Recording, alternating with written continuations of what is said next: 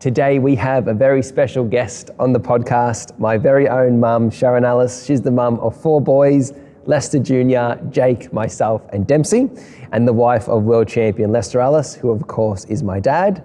Mum, a very warm welcome to the podcast and thank you for being with us here today. Darcy, thank you for the invitation. Mum, people know Dad as the fighter of the family, but I have to disagree because you're the true fighter of our family and you've kept our family together through thick and thin. I want to talk about some of the things that make you the best wife and mum in the world. But before we dive into that, can you tell me how you met Dad and what was your first impression of him? Okay, now we're going back a few years. So I met your dad in the late 80s. I was invited by a friend of mine and her husband to their home. I just got back from a European holiday, so I was looking mighty nice, I'd say, nice and tanned. And we were just having dinner at their house. They'd had a baby just recently, so it was just a nice dinner between, my girlfriend and her husband and myself. And Dad had come over just unexpectedly that day to, something to do with something that he wanted from my girlfriend's husband. And I was there. We just finished dinner actually, and he came over and sat down beside me, and I liked his personality. He was really down to earth. He had a sort of an aura about him. He had beautiful blue eyes, which of course at 19 meant a lot to me. Got talking, and I didn't think much of it after he'd left, but one thing led to another, and here we are. So many years later, we've been married now, Darcy. Well, your brother Lester is 34, so 35 years now married. So a little while ago. That's incredible. And at what point did you realise Dad could be a potential life partner? Well, I guess it took a couple of years, because when I met your dad, he was very different than anybody I'd gone out with before. I just liked his enthusiasm for life.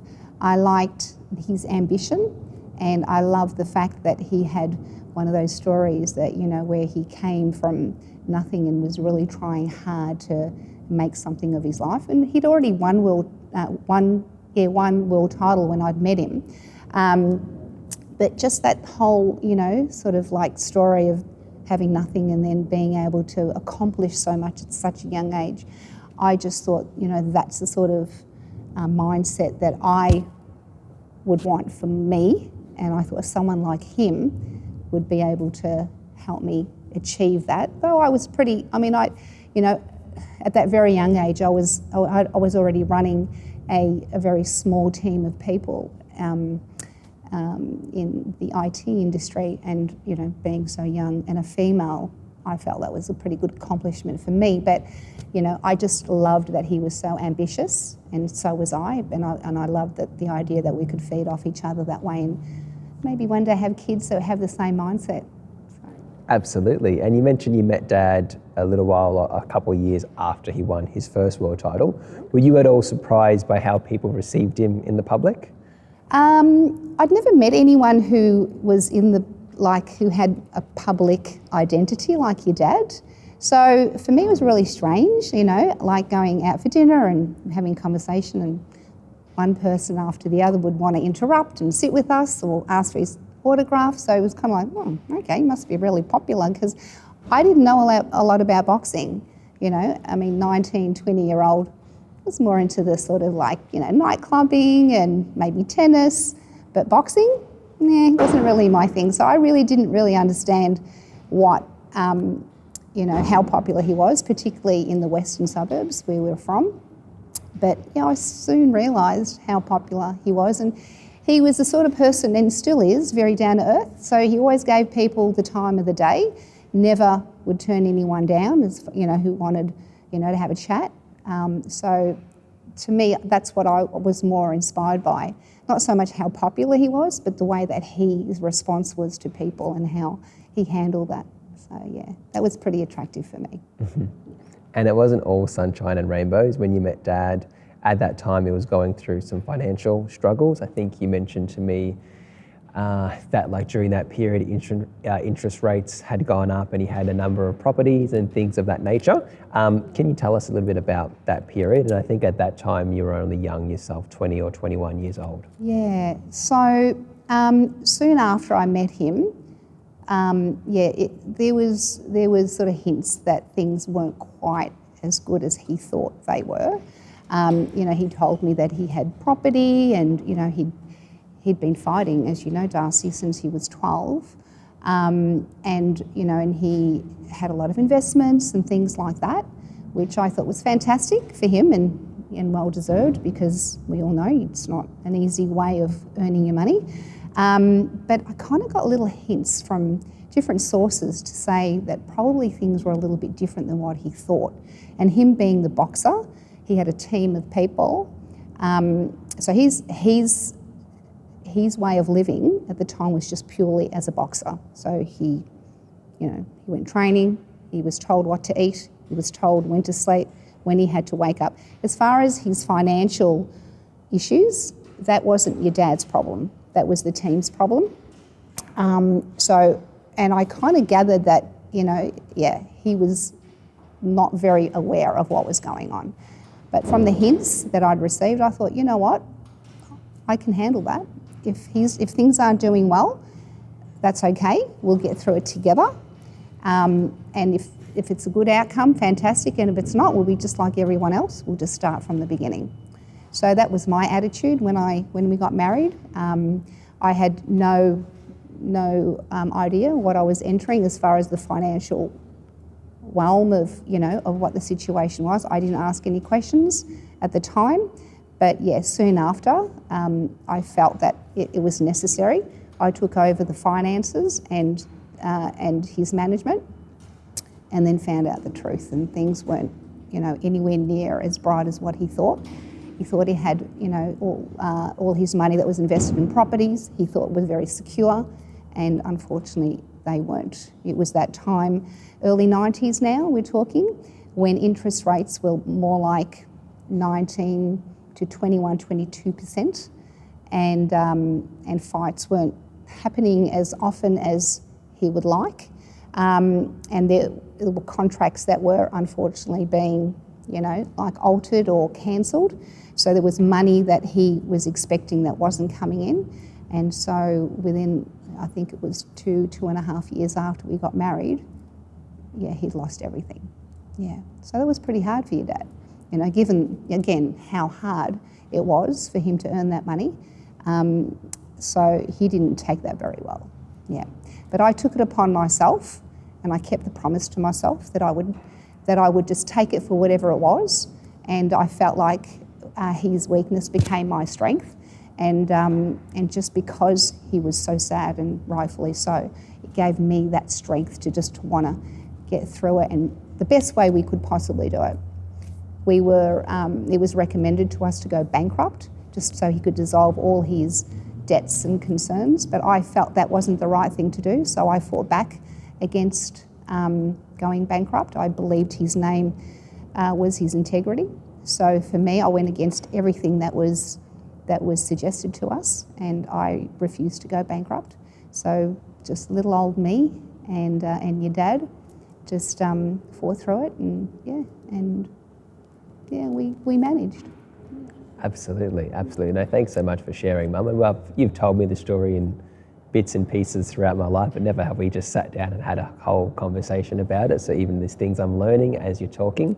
And talk to me about what happened with the tax office. So from my understanding is, obviously, as you mentioned, you went through that period, you ended up selling everything up and starting fresh. And just when you were about to start fresh, what happened with the tax office? So that was sort of like, now fast forward probably 5 to 6 years into our marriage, where we thought, yep, okay, we don't have anything, there's nothing, we're not bankrupt though, but we're just like everyone else who just, recently got married. Okay, we have nothing, but we'll just start afresh. Dad was still young enough to be able to fight. We had already actually 3 of yous by then, 3. So it was difficult for me to go back full time, but just staying as his manager and making sure finances were as they are supposed to be, and making sure, all that experience that we had learnt, made sure we weren't going to be in that same position again. We started to slowly, sort of just build a little bit of a deposit for a home, because that was our goal. Just like the white picket fence, that's all I wanted, just to have a home for the family, for the children, for your dad and for me.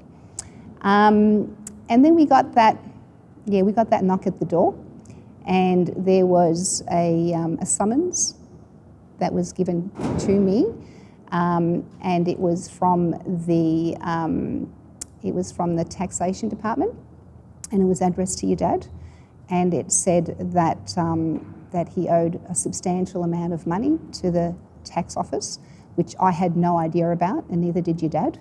Apparently, it was just a little bit of lack of communication amongst the team before I took over.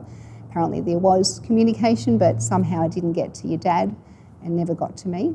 So with interest and all that sort of stuff, it was probably equivalent to probably about, at the time, maybe 5 or 6 houses. So it was quite a big amount of money.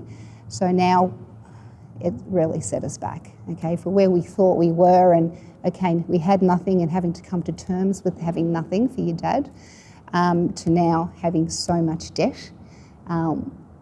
Honestly, I started to lose hope at that point, and I thought, that's it, the dream's over. We're never ever going to be able to have a home. But I came to terms with it. I was more worried about your dad's health and how he was going to cope with all that. With me, I guess it wasn't as hard for me. I didn't get the punches in the face, Stars.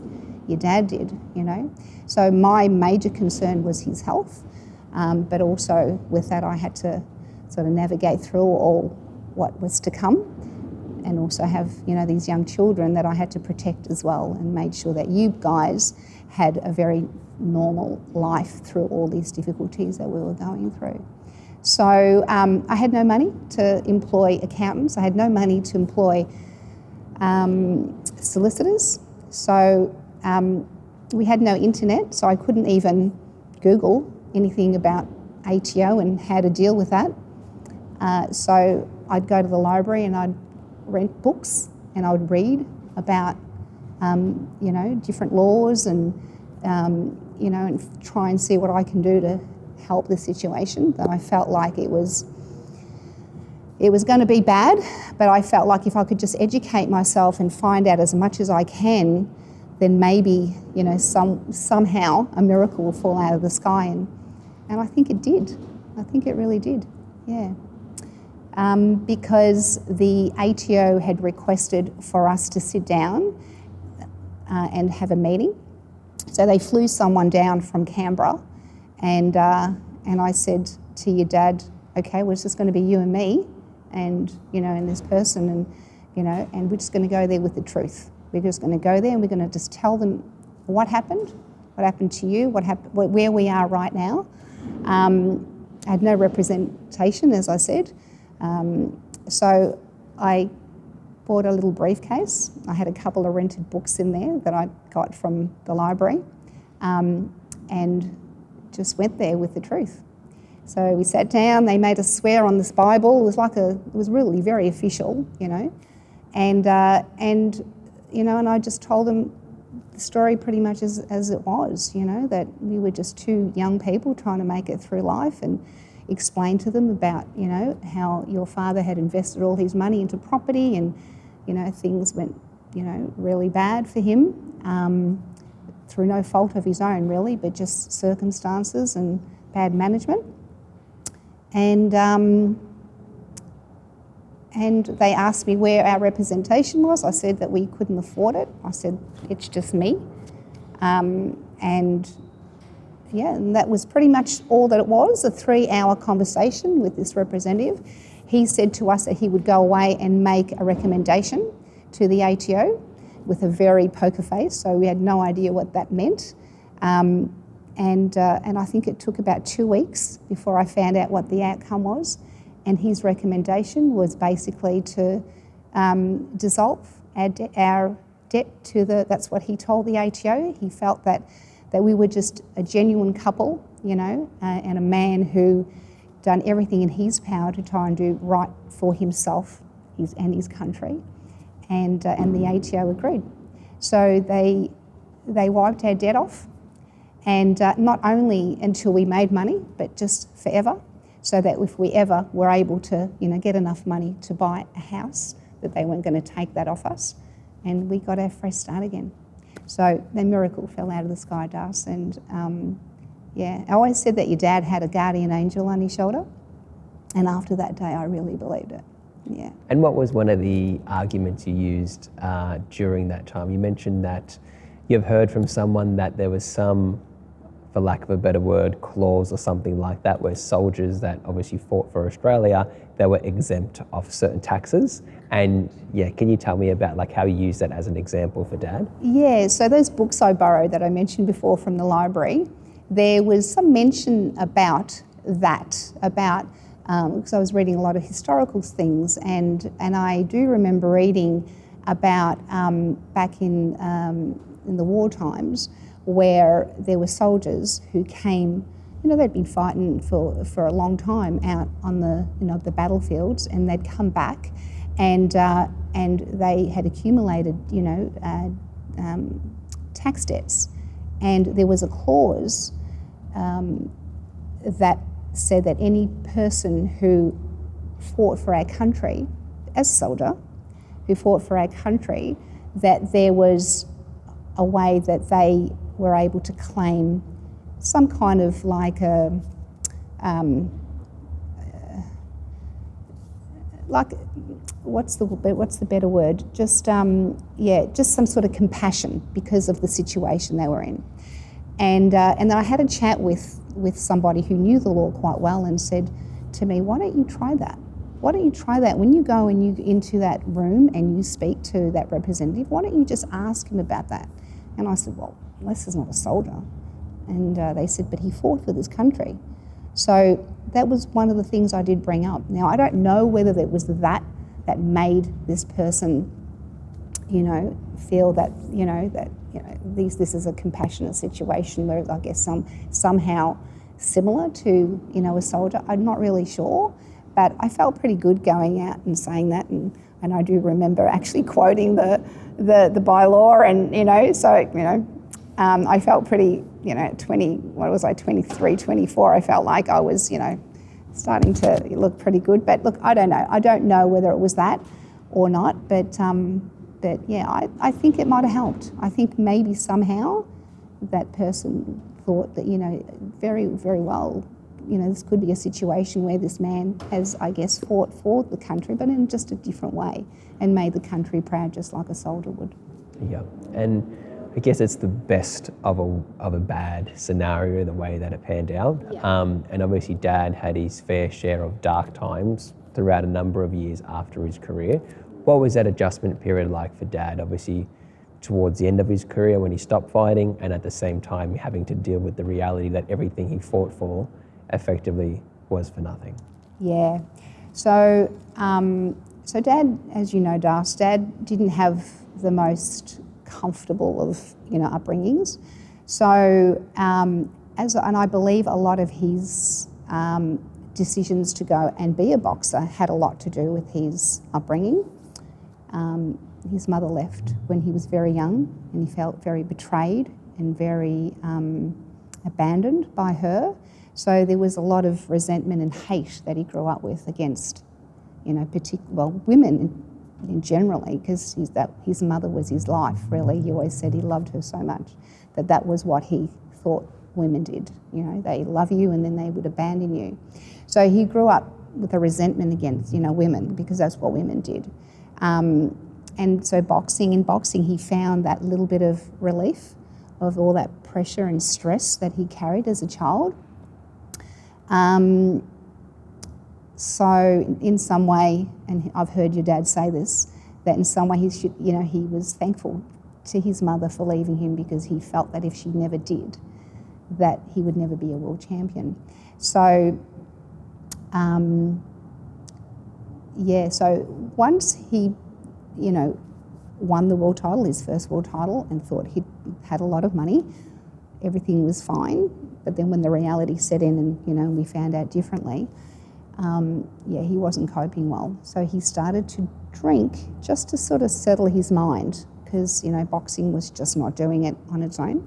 It was just a bit much for him to handle. So he was having a couple of drinks and I was encouraging it. Have a couple of drinks, relax, leave it to me, But over the years, the one drink became 2 drinks, became 3 drinks. And so by the time things started to look a little bit brighter in our financial situation, he had developed quite a serious drinking problem, which then had its own set of issues. Not so much financially then, but in our relationship as husband and wife, and in relationship obviously as a father to his children. Yeah. And what I marvel at the most, Mum, is during Dad's darkest times dealing with alcoholism, you stayed by his side through it all, and all us kids still had an amazing upbringing where we didn't miss out on anything and still had, wonderful memories. What did you tell yourself through all the uncertainty? Well, quietly at night, there was, what you don't know is there was many nights where I cried myself to sleep because it was hard, and in the daytime I had to put on a brave face for you boys, and I didn't want you to grow up, hating your father. I always, lived on the idea that, this man was a good man, and that when I met him, he had a very good soul, and I didn't want you boys to grow up thinking he was anything other than what he was when I met him. So I used to tell you boys that just like anyone who was sick, it was important that you saw him as someone who was unwell. So when he was behaving in a certain way that was hard to comprehend or to justify, that's because Dad's unwell, Dad's sick. Okay, so you guys understood that his behaviour was not to be resentful for, but instead just justifying that that's what happens when you're unwell, the way your father was unwell. And through that all, I tried my hardest to try and, allow you boys to have a very normal life. But behind the scenes, when you boys were at school, things were quite different for me at home and what I was battling with, just with your father and, the shenanigans that came from living with an alcoholic, to, trying to sort of create a normal life for when you boys came back from school, and putting that mask on and, being able to put it off when you weren't there and having to put it back on when you were there. So the fact that you acknowledge that you had a normal life was the dream for me. That's all I ever wanted, was that one day I'd hear that from you boys saying that, Mum, we had a really good life. Yeah. No, that we certainly did, Ma, and fast forward now, and the birth of Dempsey happened 17 years ago, and I feel like, correct me if I'm wrong, it was a big turning point for Dad, whether it was the birth of Dempsey or in that time, and I think you could probably testify that Dad has been the best he's been in the last, 14, 15 years, give or take. Obviously he still deals with the physical and, mental damage that he sustained throughout his career and his life, but he's in such better stead now, and I think... So it took about 17, 18 years for your father to get through his drinking problems. He had to do a lot of soul searching. Fortunately for us, we met some really good people about that time. People from different walks of life that helped your dad, and there were a couple of people also in the medical field that helped him. And just with that right team, we were able to get him on some, proper medication that suited your dad. And, and of course with the support of us as a family and staying together and being strong together, slowly, he started to turn a corner and started, his new journey as somebody, not without alcohol, because he still likes to have a drink, but being able to manage it now. Yeah, and that's about the time when Dempsey came along. Yeah. Absolutely. And what was it like, Ma, having to raise us three boys, obviously before Dempsey come along, with all very different personalities in obviously the western suburbs where it can be a bit rougher around the edges? What would you say your parenting style was, and did that change for each child? Okay, that's an interesting question. So, well, maybe if you understand the way I was raised, might have something to do with the way I decided to raise you boys. So I grew up in a very traditional European household where we only had one mum and one dad, and my siblings are full blood related. We had very strong values as a family. You just never, turned your back on anyone. Family was everything, very much that sort of European sort of lifestyle that we had. So and my mother was loud, very opinionated, as you know. My father was very humble man, very sort of man of peace. So I think I learnt a little bit from both. And, when I had children, I tried to apply those values to the way you boys were raised. So there were times where I'd get pretty loud at you guys, and there was, and I admit, there was times where I had to give you guys a little bit of a spanking on the bottom. It's not a bad thing. It's not a bad thing. So because that's the way I was raised. But there were many times too where I'd sort of come down to each and every one of your levels and try and meet you halfway and negotiate and listen to what you boys had to say. And you're right, you all had your different personalities. But I just tried to fit in with each of your personalities and tried to sort of work out, what was that thing that made each and one of you tick, and and just kind of leveraged in on that when I dealt with, certain issues that you guys might have had. Yeah. And now we're all a little bit older. What are you the most proud of? I'm the most proud of that. Well, as a family, I'd say that the most proud I am that we got through all those hard times and we never turned our back on your dad or each other.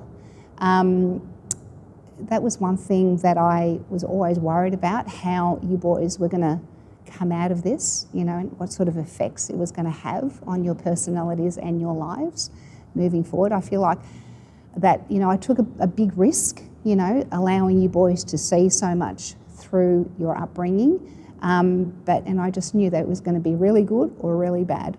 And thanks to God, it worked out to be really good, because I feel like now you boys, and I mean all of you, the whole four of you, are very resilient.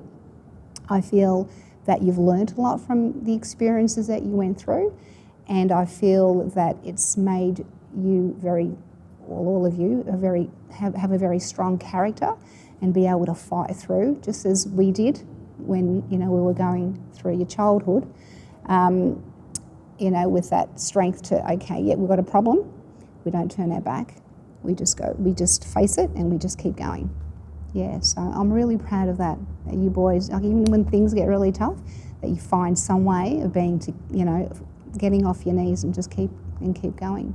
So and we're all very proud of you, Mum, and I think too, as we've gotten older, we realise like the strength it takes, or it took you, or it still takes you, but during that time, how strong you have to be to keep it all together when you're dealing with a partner that has his own issues, and us as kids, us having issues, etc. So I think the older I get, the more I marvel about how strong and resilient you were, and in turn we became strong and resilient. Absolutely. As well. Yeah, so. Yeah. Because I guess when you're going through those things, the future's never ever certain, and uncertainty is always what creates insecurities.